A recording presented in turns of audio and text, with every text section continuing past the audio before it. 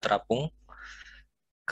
Wait, keseimbangan benda terapung kita bahas masalah terakhir itu kalau nggak salah yang berat ponton itu ya, berat ponton.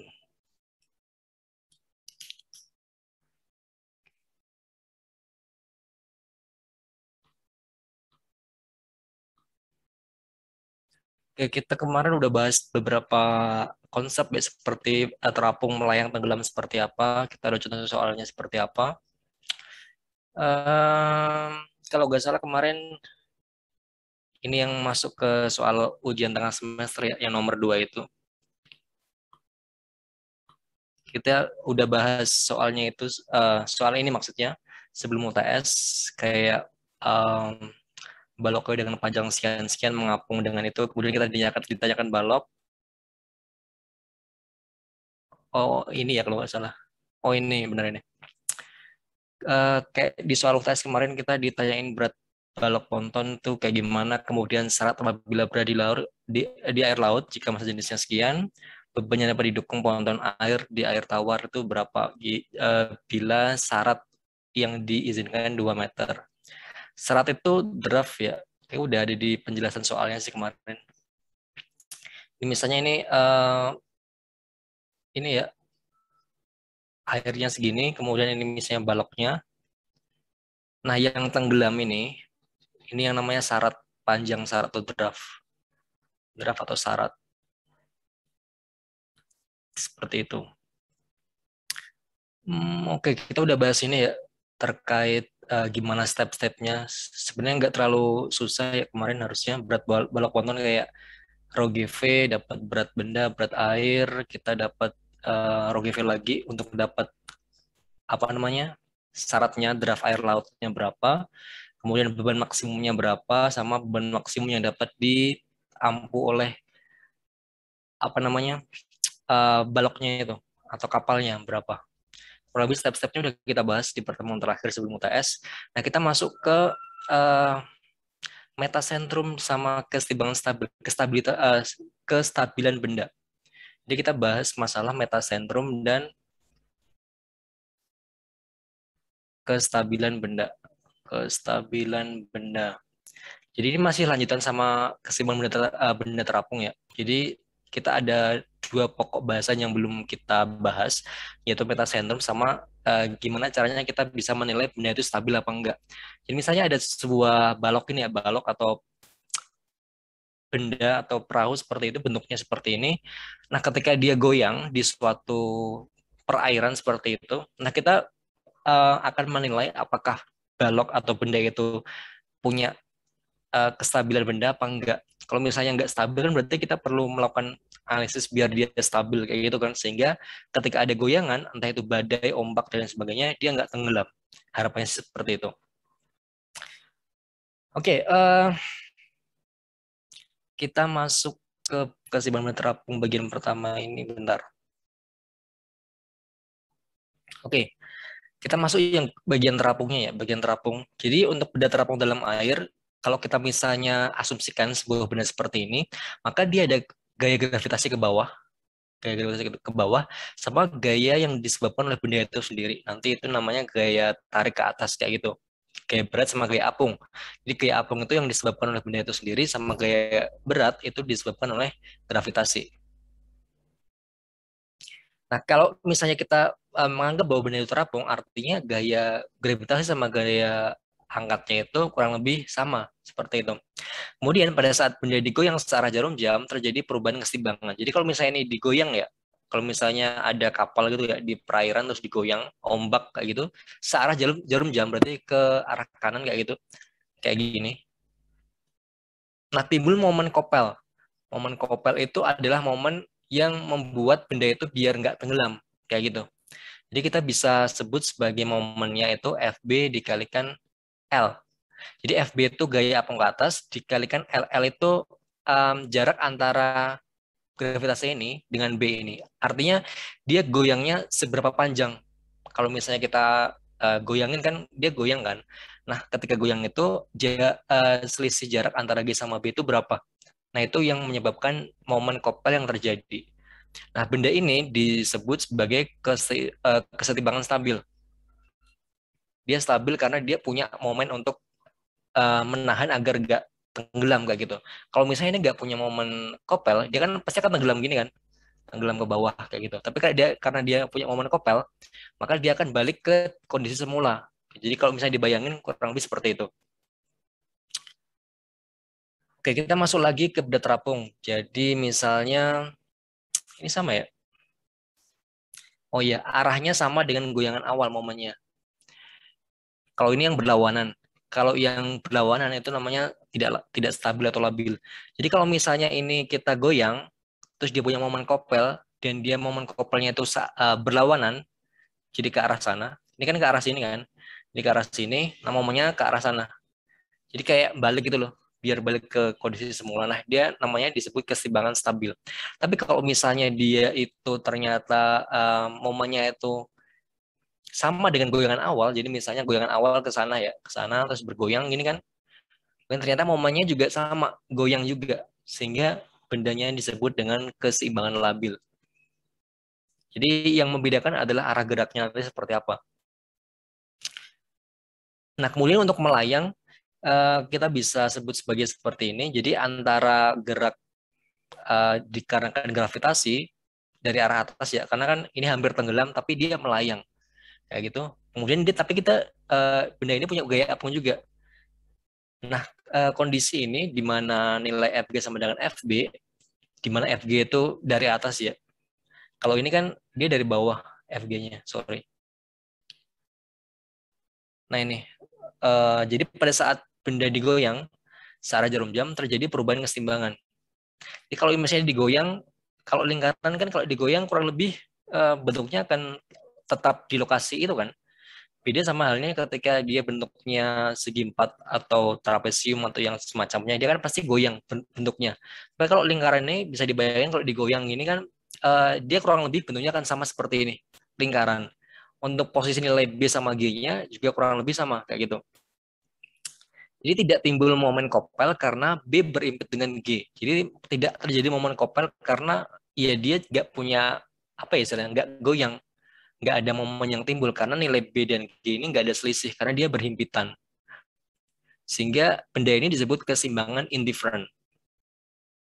Ini bisa dibedain ya antara keseimbangan stabil, keseimbangan labil, sama keseimbangan indifferent.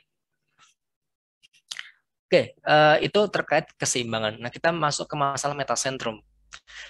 Metasentrum itu yang nantinya akan memperlihatkan apakah benda itu goyang atau stabil, punya kestabilan apa enggak, kayak gitu.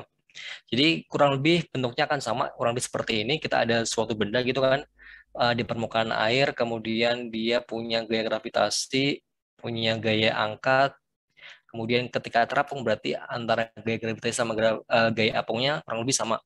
Kemudian kita goyangin searah jarum jam ke arah sana kayak gitu. Nah, dia kan punya momen-momen kopel yang berlawanan dengan goyangan awal yang stabil kayak gitu. Nah, untuk titiknya, untuk bedanya udah kurang lebih seperti ini. Jadi kan ini gravitasi kan, gravitasi, ini G, ini B dari gaya apung. Jadi ketika dia goyang, untuk gravitasi dia tetap di situ. Kayak gitu kan. Nah, kalau yang B, dia itu posisinya sebenarnya sama kayak ini. Posisinya kan sama seperti ini. Di sini ya, di sini. Tapi kan dia goyang ke sana kan, ke arah sana. Jadi yang B ini dia masuk seperti ini. Nah, B aksen itu adalah kayak posisi awalnya di mana kayak gitu. Posisi awalnya. Jadi ini misalnya titik awalnya sini ya, titik awalnya sini. Nah, ini kayak gini. Kita tarik ke bawah. Yang B ini ya, jadinya B aksen. Nah, yang B yang di sini adalah B yang hasil pindahan itu. Stress. Nah, kita masuk ke gaya gravitasi disebabkan oleh G ini, kemudian gaya apung yang disebabkan oleh FB yang bagian sini. Nah, ini jarak antara B aksen ini dengan gravitasi namanya panjang, panjang momennya itu. Nah, B aksen ini adalah titik di mana ketika ditarik ke atas itu titik metasentrumnya dengan keseimbangan stabil ya.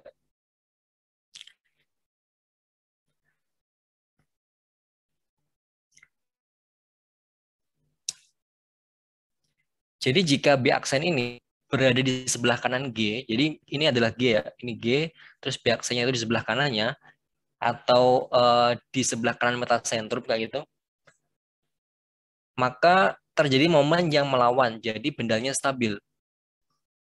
Jadi kalau misalnya untuk bedain dia stabil apa enggak, jadi kalau misalnya kita punya benda kemudian digoyang nggak gitu, kalau misalnya simbol B aksen berada di sebelah kanan G, atau titik metasentrumnya di atas G, jadi titik metasentrumnya di atas G kayak gini, itu dia stabil. Jadi syaratnya adalah uh, kita bikin G-nya itu sebagai acuan.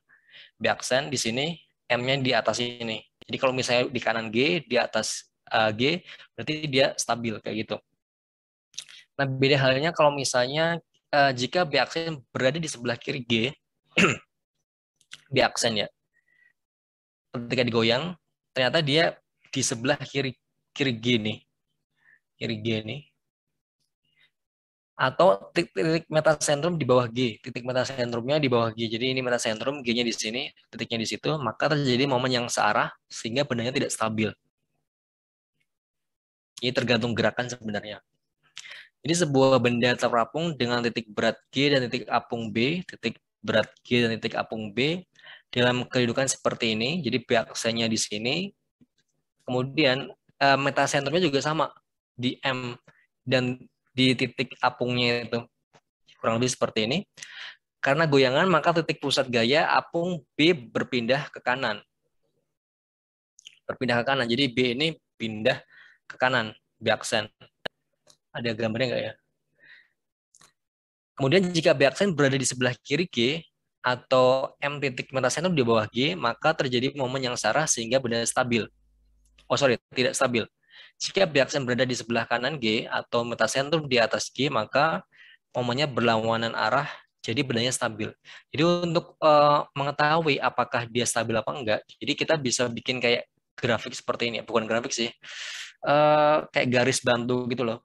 Garis bantu dengan titik acuannya G nih. Kayak gitu. Jadi kalau misalnya B ini pindah ke kanan ketika digoyang, dan metasentrumnya itu di atas, berarti dia stabil, kondisi stabil ya. Tapi kalau misalnya metasentrumnya di bawah, kemudian biaksanya ke kiri, berarti dia masuk ke yang tidak stabil, area tidak stabil. Cara gampangnya seperti itu, untuk membedakan atau untuk mengetahui apakah kondisi ini stabil apa enggak. Oke. Mungkin untuk yang masalah perhitungan lebih gampang kalau misalnya ada case gitu ya. Tapi kurang lebih konsepnya akan seperti itu. Jadi kita punya beberapa bagian yang perlu menjadi apa istilahnya, pemahaman konsep terlebih dahulu sebelum kita masuk ke case yang akan kita bahas nanti. Nah, berapa tinggi metasentrum? Kalau kita udah tahu metasentrumnya itu di mana, nah kita perlu mencari tinggi metasentrum. Nah, tinggi metasentrum itu cara mencarinya seperti ini. Kita punya metasentrum di sini ya, metasentrum, titik metasentrum, kemudian kita punya pusat berat G di sini, kemudian B di sini pusat apungnya. Kayak gitu. Nah, untuk nyari GM itu tinggi metasentrum ya. Itu adalah BM minus BG. Jadi BM ini minus BG. Jadi kalau misalnya di analisis, di substitusi dengan rumus-rumus kayak gitu, jadi M itu disebut tinggi metasentrum, M ini ya tinggi metasentrum, I adalah momen inersia benda yang terpotong muka air, ya. Kemudian V adalah volume air yang dipindahkan benda. G adalah pusat berat benda dan B adalah pusat gaya apung. Jadi benda dalam keseimbangan stabil jika nilai M-nya positif. Jadi bisa bisa bisa juga ketika kita menilai dia stabil apa enggak, kita juga bisa pakai rumus secara langsung kalau misalnya kita membayangkan agak susah gitu ya. Jadi kalau misalnya M-nya positif, berarti dia stabil. Kalau misalnya dia M-nya nanti hasilnya negatif, berarti dia labil. Jadi kalau misalnya di sketsa, berarti kalau labil, M-nya di bawah G, B-nya, B aksen di kiri G. Kalau negatif, labil. Kalau positif berarti dia di atas G, B aksennya di kanan G nantinya, digoyang gitu. Nah ini sama seperti ini. Nilai BG positif jika G di atas B dan nilai BG negatif jika G di bawah B. Jadi jika G di bawah B, maka benda selalu seimbang stabil. Penjelasannya sama sebenarnya, cuman ini beda simbolis saja. Jadi kurang lebih cara bedanya seperti itu. Oke, jika potongan benda oleh muka air berbentuk seperti gambar, maka kita punya IX. IX ini 1/12 BH kuadrat nomor inersianya. Oh sorry, BH pangkat 3. Nomor inersia dari sumbu X, kalau sumbu Y 1/12 BH pangkat 3 dikali H. Oleh karena itu, jika goyangan terhadap sumbu Y adalah stabil, maka goyangan terhadap sumbu X pasti lebih stabil. Jadi untuk apa istilahnya? Untuk memudahkan kita ya untuk menganalisis dia stabil apa enggak. Jadi sebenarnya kan X itu kalau kita analisis pakai momen inersia itu kan pasti akan lebih besar daripada IY. Ini kan. Jadi kalau misalnya kita dianalisis dengan IY ternyata dia stabil, maka IX otomatis stabil kayak gitu karena IX itu lebih besar daripada IY. Jadi IY itu bisa menentukan lebih cepat kita analisis kayak gitu. Oke, coba kita masuk ke bagian contohnya. Contohnya seperti ini. Silinder berdiameter 3 meter. Jadi kalau misalnya analisis suatu permasalahan mekanika fluida, hidrolika ataupun fisika, itu baiknya di sketsa terlebih dahulu biar kita apa ya istilahnya tahu gambarnya seperti apa. Jadi silinder berdiameter 3 meter, jadi misalnya seperti ini silinder ya. Oke, silinder berdiameter 3 meter. 3 meter, tingginya 3 meter. Terbuat dari bahan dan rapat relatifnya 0,8, berarti S-nya 0,8. Benda tersebut mengapung di dalam air dengan suhu vertikal, hitung tinggi metasentrum dan stabilitas benda. Oke, jadi S ini kan rapat relatif itu kan gamma benda per gamma air ya. Ini kan rumus yang apa istilahnya rumus paling basic dalam mekanika fluida sama hidrolika. Jadi teman-teman perlu cek nantinya kalau misalnya mau nyari rapat relatif kayak gimana. Kemudian kita nyari gamma bendanya, berat jenis bendanya seperti apa. Kalau air kan biasanya 1000, ya kan? Jadi S-nya 0,8 dikali 1000. Kita dapat sekitar 800, kayak gini. Kemudian kita nyari berat bendanya. Berat benda pada silinder ini, berat seberapa, kayak gitu. Oke, berat bendanya kita punya rumus berat benda ya. Sorry, berat benda.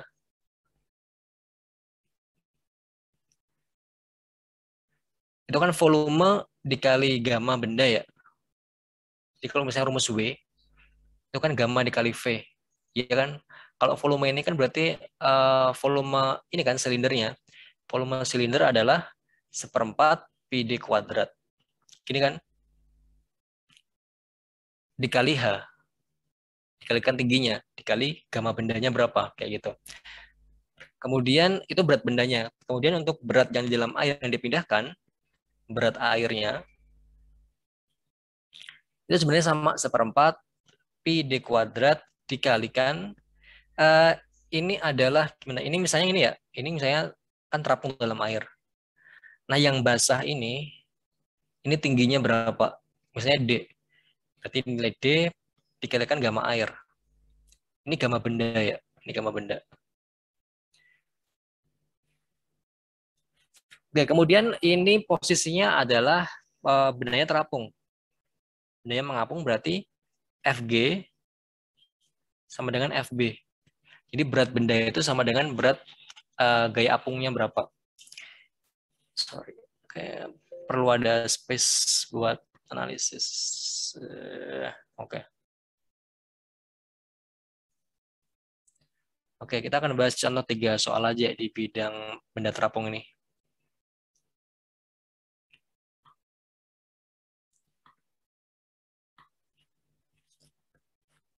Oke, gitu ya. Jadi tadi terapung itu adalah kondisinya adalah ini Fg sama dengan Fb. Jadi gaya beratnya sama dengan gaya apungnya.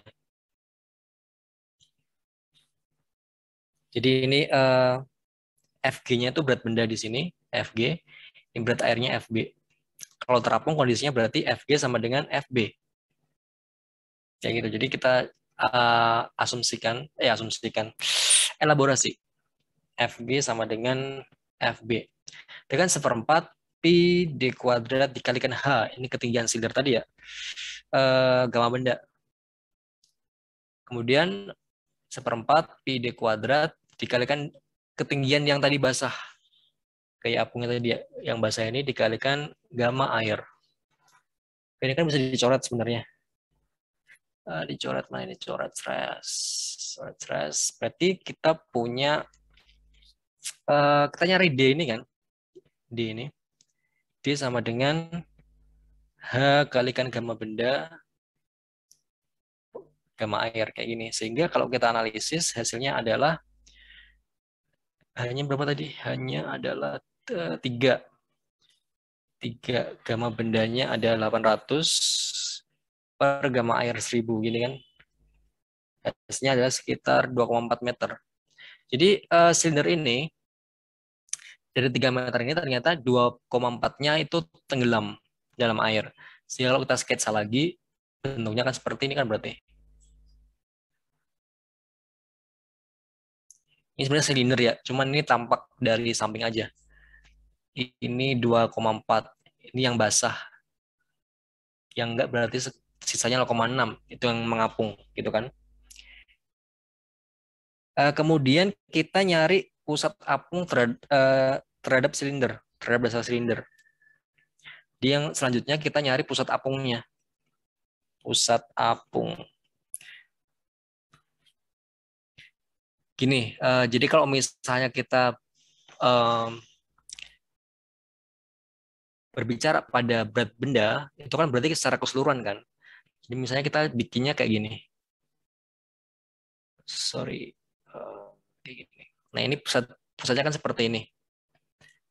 Tapi kalau kita berbicara masalah pusat apungnya, pusat apung yang ada yang tenggelam dalam air, kita berarti kayak gini. Kita bikin titik berat yang cuma di bidang ini aja.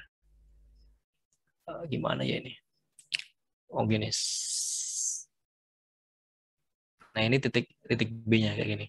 Nah pusat apung yang dimaksud pusat apung adalah pusat apung yang tenggelam dalam air. Pusat apungnya ini kan 2,4 kan. 2,4 dibagi 2, 1,2. Jadi kan titik berat pusat apung. Itu yang tenggelam 1,2. Kemudian pusat berat terhadap dasar silinder. Pusat berat. Jadi kalau pusat apung itu yang dia tenggelam dalam air, kalau pusat berat itu secara keseluruhan. Ini kan 3 bagi 2, 1,5. Jadi pusat beratnya di sini 1,5, dia di sini 1,2. Kayak gitu. Nah, kemudian jarak antara pusat berat dengan pusat apung, jadi ini berapa jaraknya antara G sama B ini? Jaraknya adalah, bentar, biar lebih gampang kita kasih simbol aja kali ya. Jadi misalnya ini O deh, ini O. Ini dasar silinder. Jadi pusat apung di sini adalah pusat apung dari dasar silinder. Berarti dari bawah ya maksudnya. Pusat apungnya itu adalah OG. OG. Oh sorry, OB. Kalau pusat berat berarti kan secara keseluruhan, berarti OG. Kayak gini.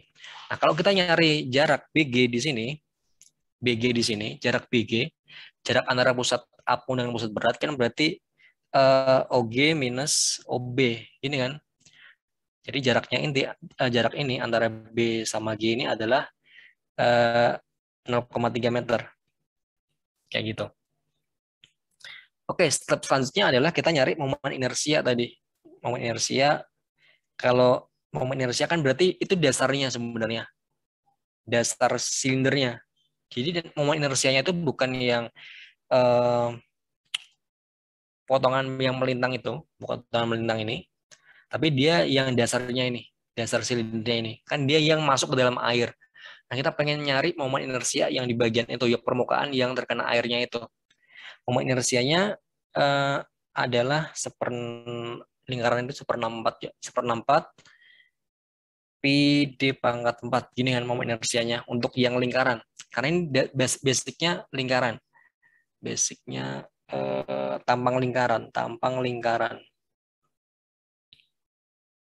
Bedanya kalau misalnya ini penampangnya itu balok, berarti kan dasarnya kan segi 4. Kalau kerucut berarti dasarnya lingkaran juga. Jadi tergantung nanti dasarnya seperti apa. Kalau misalnya dasarnya berbentuk komposit, misalnya seperti ini, kayak gini, nah kita berarti nyari inersianya lagi seperti itu, kayak kemarin kita bahas.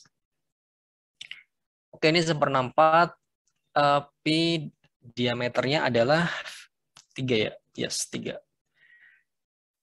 3/4. Ini hasilnya sekitar 3,97 sekian sekian sekian sekian sekian sekian kayak gitu. Kita dapat umum inersianya ya. Sekarang kita nyari volume. Volume air yang dipindahkan. Volume air yang dipindahkan itu adalah 1/4 pi d kuadrat dikalikan dengan d tadi ya. Volume air kan berarti yang basah itu kan. Yang basah ini. Berikan 1/4. Nah ini berat-berat yang di air ini. 1/4 pi d kuadrat 3 kuadrat kali 2,4. Hasilnya sebesar 16. Sekian, 16,96. Sekian, sekian, sekian. Kayak gini.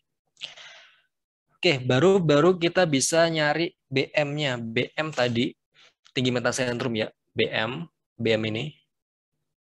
Itu kan inersia minus volume air yang dipindahkan.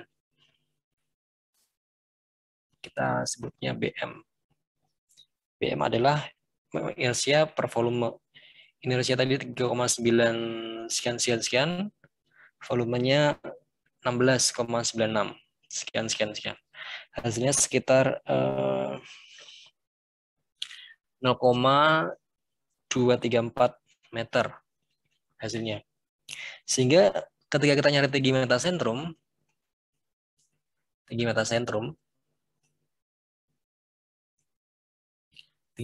kan kayak gini kan, GM sama dengan BM minus BG. M-nya ini sebenarnya kita belum tahu ya M-nya di mana. Kalau kita dalam suatu soal itu kita belum tahu M-nya di mana sebelum kita analisis hasilnya di mana kayak gitu.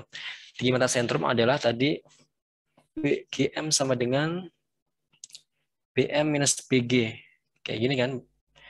BM-nya 0,234, BG-nya tadi BG 0,3. Hasilnya adalah minus 0,066. Jadi kalau kita misalnya sketsa digoyang itu ya. Kalau misalnya digoyang, berarti M-nya berarti di bawah G dan B-nya di kiri G kayak gitu. Jadi kalau misalnya digoyang kayak gitu ya, berarti nanti M-nya sekitar di sini ya, M-nya di sekitar sini, B-nya di kiri G, B aksen ini di kiri G. Kurang lebih seperti itu nanti kalau di sketsa. Karena dia nilainya negatif, sehingga dapat ditarik kesimpulan metasentrumnya berada di bawah pusat G, metasentrum di bawah G, kemudian yang B aksen itu di kiri G, sehingga bendanya tidak stabil kayak gitu.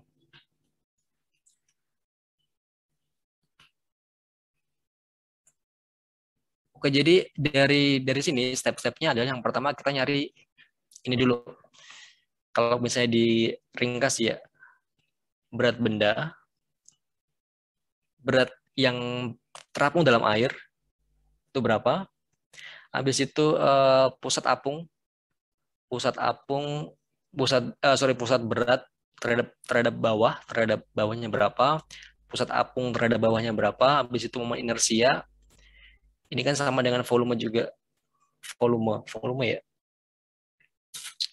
Ya volume air. Nyari inersia volume air. Kemudian nyari BM, metasentrum. Kurang lebih step-stepnya seperti itu untuk mencari apakah dia berapa tinggi mental centrumnya, berapa stabilitas bendanya, kayak gitu. Maybe we will try other example ya. Seperti ini, misalnya balok terbuat dari bahan, naik tadi kan silinder kan, sekarang balok, coba balok terbuat dari bahan dengan rapat relatif 0,8, panjang 1 meter, sisi 0,8, tampang melintang, sisi tampang melintangnya 0,8. Itu. Kemudian diapungkan dalam air dengan sumbu panjang vertikal, hitung tinggi mental centrum dan stabilitas benda. Kayak gitu. Misalnya seperti ini. Uh, jadi untuk tampang melintangnya, dia bentuknya seperti ini ya, tampang melintangnya. 0,8. Jadi dia di bawah. Tadi kan silinder tadi, tampang melintangnya kan lingkaran kan. Nah, yang balok ini dia kayak gini, bentuknya seperti ini. Nah, untuk tampang paling dasarnya, basicnya itu adalah yang segi 4 itu, sisi 0,8. Kayak gini, 0,8. Karena ini kan yang paling penting nanti kita cari untuk yang inersianya kan. Kayak gitu. Oke, kita langsung aja. Yang pertama kita stepnya tadi sama kayak yang tadi. Kita nyari FG, FB, dan seterusnya. Tapi kita nyari rapat relatif terlebih dahulu. S-nya adalah gamma benda per gamma air. 0,8. Gini kan. Gamma bendanya adalah 0,8 kali 1000. Sehingga gamma bendanya adalah 800. Saya pikir itu nggak masalah ya untuk dapetin ini dari mana. Nah, kemudian untuk luas tampang lintang balok, luas tampang lintang balok, luas tampang, luas yang basic ini ya, itu kan 8 kali 8. 0,8 kali 0,8. 0,64. Karena kalau kita nyari berat benda itu kan volumenya luas alas dikali tinggi. Jadi volume benda, kita nyari berat benda ya. Berat benda itu Fg adalah volume dikali gamma benda gini kan. Volumenya adalah luas alas dikalikan tinggi dikalikan berat benda. Luas alasnya adalah 0,64, tingginya adalah 1. Ini 1 ya, ini 1. Gamma bendanya adalah 800. Hasilnya adalah sekitar 512. Tapi jangan lupain satuannya ya kalau misalnya nanti analisis di case yang diminta kayak gitu. Ini kita coba nggak pakai satuan dulu aja biar lebih cepat kayak gitu. Kemudian berat air yang dipindahkan kan berarti kita pengen tahu yang tenggelam itu seberapa gitu kan. D-nya itu berapa. Jadi ada FB, berat air itu adalah sama luas alas yang ini dikalikan yang tenggelam, tinggi yang tenggelam, kan kita belum tahu ya seberapa, dikalikan gamma airnya berapa. Berarti kan luas alasnya 0,64 dikalikan D, dikalikan berat airnya 1000, jadi sekitar 640 D. Oke, 640 D. Karena ini keadaannya itu diapungkan, mengapung ini ya, sama seperti tadi, berarti FB sama dengan FG, karena dia terapung. Berarti hasilnya adalah 640 D sama dengan 512. Sehingga yang tenggelam panjangnya adalah 0,8. Jadi yang misalnya sepertinya, ini kan tadi panjangnya 1 ya. Nah ini kan 1, keseluruhan kan 1 panjangnya. Yang tenggelam ini adalah 0,8. Syaratnya draft atau syaratnya itu adalah 0,8. Kemudian kita nyari berat titik pusat ini titik pusat benda. Ini dasarnya ya, ini O, ini titik berat bendanya itu G. Kemudian titik apungnya, dari sini ya, dari sini itu B di sini. Oke, titik berat bendanya, OG-nya kan 1 ya, 1/2, berarti setengah. OB-nya berarti 0,8 bagi 2, 0,4. Sehingga jarak BG ini, BG adalah kan OG minus OB, 0,1 meter. Kayak gitu. Lalu selanjutnya kita nyari momen inersia. Inersianya yang di bawahnya tadi kan segi 4. Segi 4 berarti 1/12 BH pangkat 3. Di mana sisinya kan sama semua, 0,8. 0,8, 0,8 pangkat 3 kayak gini. Hasilnya sekitar 0,034 sekian, sekian, sekian. Itu momen inersia benda itu ya. Kemudian next-nya adalah kita nyari volume air yang dipindahkan. Volume air, volume air. Volume kan tadi belum diketahui ya. Volume tadi luas alas dikalikan D tadi yang tenggelam dalam air berapa.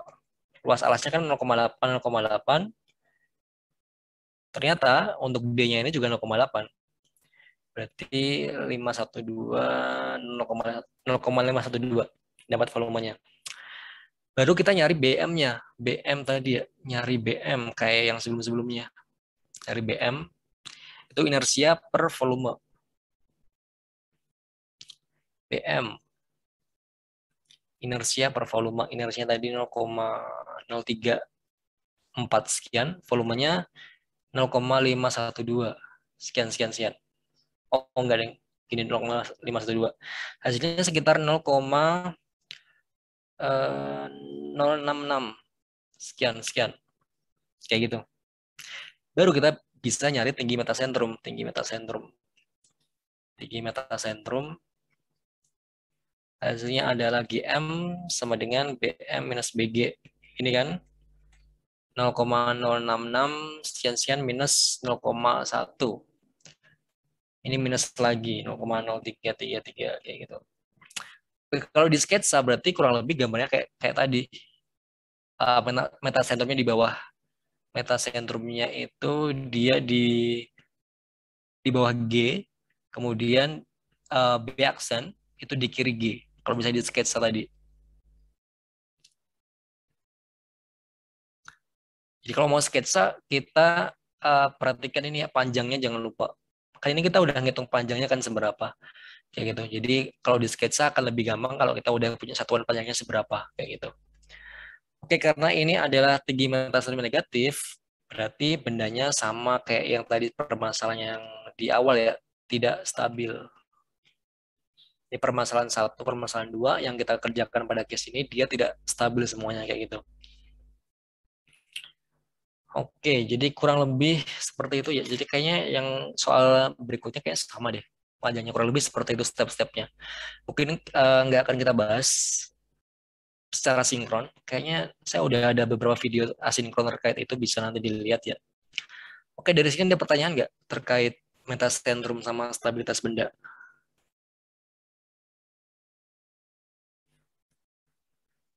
Saya pikir nggak terlalu masalah sih sebenarnya untuk ngitung metasentrum sama stabilitas. Karena kurang lebih step-stepnya akan sama seperti itu. Jadi kita nyari rapat relatif, kemudian berat benda secara keseluruhan, berat gaya apung, kemudian kondisinya seperti apa, apakah dia terapung atau tenggelam. Tapi kebanyakan karena dia stabilitas benda kan kebanyakan kan terapung gitu kan. Kalau udah tenggelam kan berarti dia udah stabil di bawah gitu kan. Jadi kalau udah stabil di bawah, kayaknya dia nggak perlu dianalisis apakah dia stabil apa enggak, karena dia udah tenggelam. Jadi kebanyakan stabilitas benda, dia lebih banyak ke benda-benda yang terapung atau melayang, kayak gitu. Saya kebanyakan terapung sih. Kalau melayang, kayak yang indifferent tadi, yang lingkaran tadi loh. Mana sih tadi? Yang di awal-awal penjelasan. Kalau melayang itu kestabilan, keseimbangan indifferent, kayak gini. Jadi lebih ke arah-arah terapung. Jadi misalnya case yang pertama tadi, case yang kedua. Jadi kalau misalnya nanti ada step-step yang nggak diketahui, kayak misalnya ini ya, ini kan kondisi mengapung. Karena kalau misalnya dia mau nyari stabilitas benda atau metasentrum, dia kurang lebih kondisinya sama. Jadi FB sama dengan FG untuk nyarinya. Oke, kita rapat relatif, berat benda, gaya apung, dapat syaratnya berapa, kita nyari titik pusat benda, titik pusat secara keseluruhan, sama titik pusat yang basah dalam air, inersia, volume basah, nyari BM, dapat tinggi metasentrum. Seperti itu. Any questions so far terkait nyari metasentrum sama stabilitas benda? Yang penting sih ini diperhatikan bentuknya ya, bentuk-bentuk yang terapung seperti apa. Mungkin base-nya beda. Kalau kerucut di sini, berarti kan basicnya masih lingkaran gini kan. Kalau misalnya ada komponen lain seperti misalnya segi empat, balok kayak gitu, tapi basicnya tuh komposit, misalnya seperti ini, berarti ini disesuaikan nyari inersianya seperti apa. Seperti yang kita bahas di case-case sebelumnya sebelum masuk ke benda terapung. Kan kita bahas masalah inersia kan. Seperti itu. Any questions so far terkait metasentrum dan stabilitas benda?